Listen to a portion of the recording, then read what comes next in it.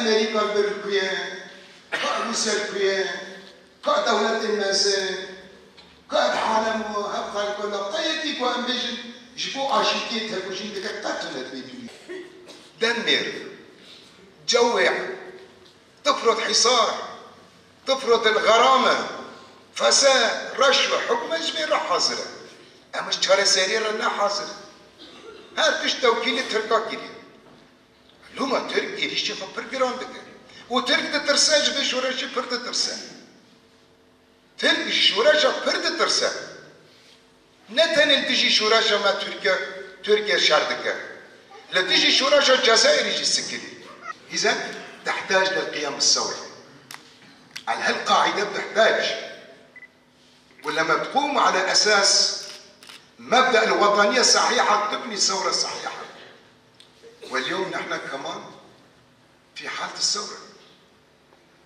لما نقول نحن لازم ننظم أنفسنا على مبدأ حرب الشعب الثورية حرب الشعب الثورية شيء حرب الشعب الثورية هي كمان تستند على الروح الوطنية الصحيحة إذا ما في امتلاك للروح الوطنية الصحيحة كيف بتحارب أنت؟ كيف بتنظم حالك ضمن الثورة؟ إذا الحرب الشعبية الثورية كمان هي بالأساس في جوهرها تعتمد على الوطنية الصحيحة. طالما نحن بالثورة لازم نتحمل.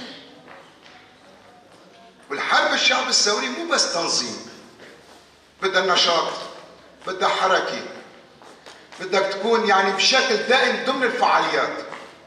ما في قعود، ما في مثل ما بقول. نحن في الثورة، العدو عم بيهاجم، عم بيضرب. العدو عم بيحاول عم بينكر إرادته. وكل يوم هجمات، كل يوم طيران، كل يوم قصف، كل يوم حرب.